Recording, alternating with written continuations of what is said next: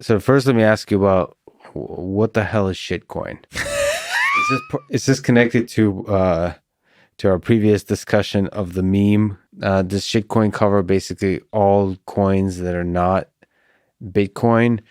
Is it mean? Is it beautiful? Is it some mixture of both? As with most things in life, depends who you ask. The most kind of enthusiastic and parts of the Bitcoin community, shitcoin is anything else, right? Kind of if you ascribe to kind of a maximalistic view of the world, shitcoin would be anything. If you look at people who I would say are Bitcoin proponents, yet see value in other things, shitcoin may be the bottom half of the other things, right? So I think, again, it's really important kind of who you ask is how you'll get that answer. So there's tiers, and the way you divide those tiers might be different depending who you ask. Ultimately, what it is it's a meme. Yeah. And it's used to articulate the idea that whatever you want to put in that bucket has no value.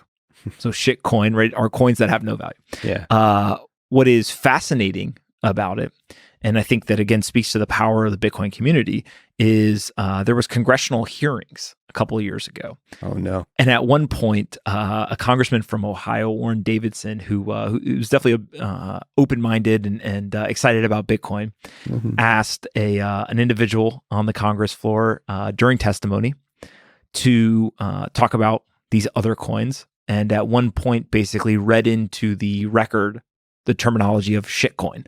He said the word shitcoin. I can't remember if he said it first, or somebody else did, or if the other person did, and then he repeated it. That's awesome. But he definitely he was trying to get that read into the record. Yes, for sure. And so you can imagine, one, again, the meme speaking insularly to the Bitcoin community was made him very very well liked.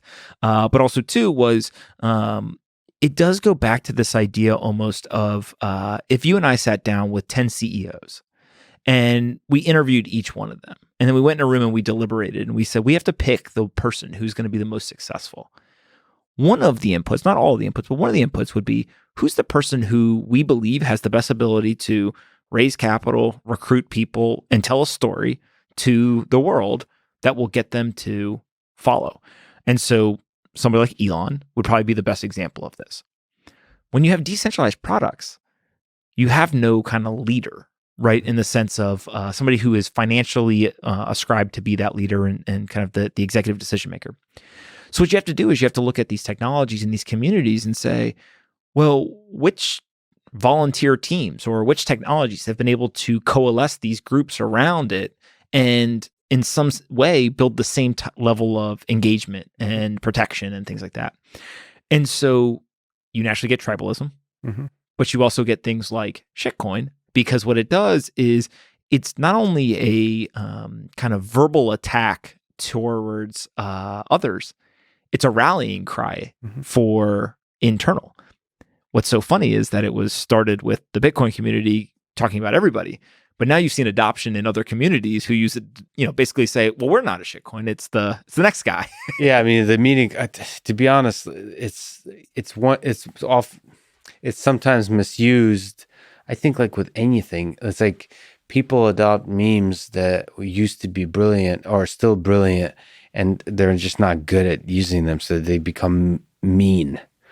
But when you do it with grace, it can tear down an argument and at the same time have like love and respect underneath it. I mean, it's a beautiful dance they have to be good at. Like, people just can suck at communication, and even a powerful weapon like a meme in the wrong hands just fires in a way that doesn't get anything done. But this is like a war of humor and memes. It's kind of fascinating, exactly like you formulated, that there's asymmetry of power. So you have to have guerrilla warfare in this internet game, especially when there's no leader, like you said, in a distributed culture. culture. I would say here that is really important, I think, is from a society standpoint, we've become very soft and very kind of coddling, and not in a way that's like, I think people take this argument like too far sometimes. But what I mean by that is it's almost like if you're the person who holds somebody accountable, you become the bad person, right? Mhm. If you're the person who says, hey, that's wrong, you're the bad person, right? And so in a world where I think in this kind of influencery, all positive, if you have any negative, feedback or constructive criticism, like you're the bad person, Mhm. it's the ultimate echo chamber, Yeah. right?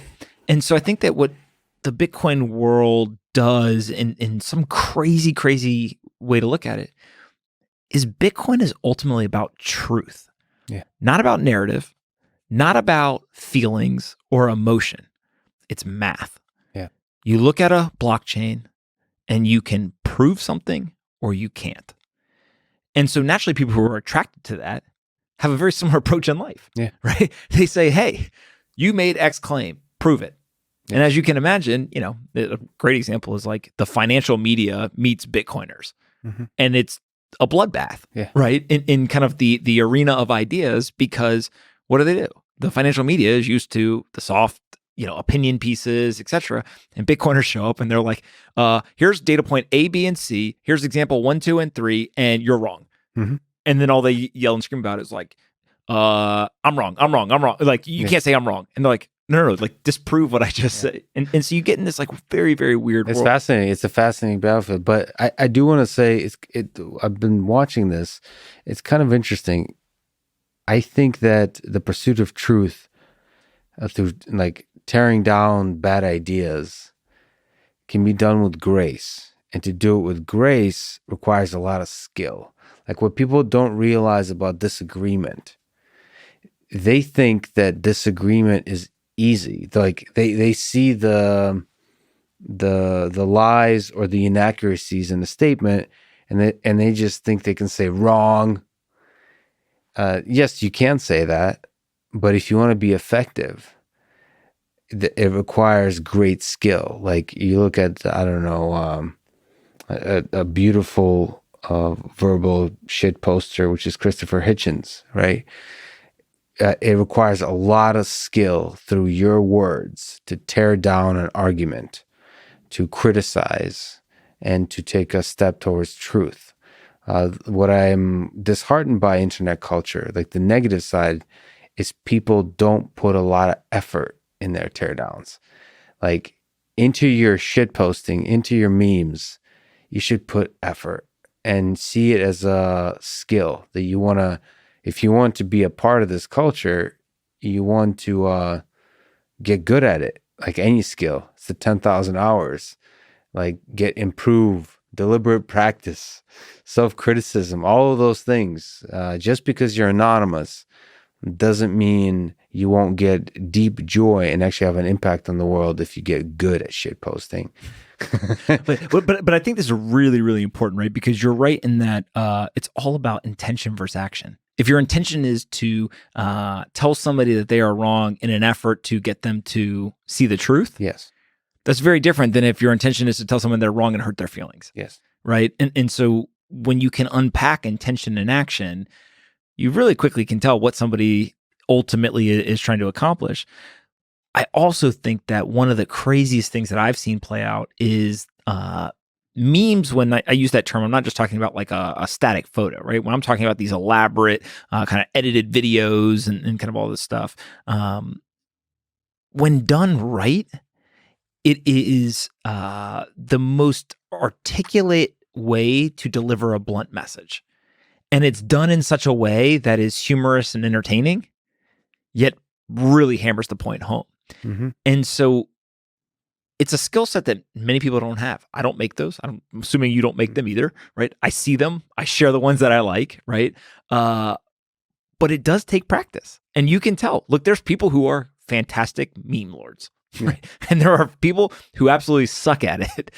And it's like anything. It's just, how good are you at communicating? And I've heard the idea a bunch of times, so I don't know who to kind of credit for it. But whether it's emojis, it's GIFs, it's memes, whatever, this is the extension and evolution of just hieroglyphics, right? Yeah. Like we have been doing this for literally centuries. It's just that now we're doing it on the internet, and you can press a button and can go to millions and millions of people immediately.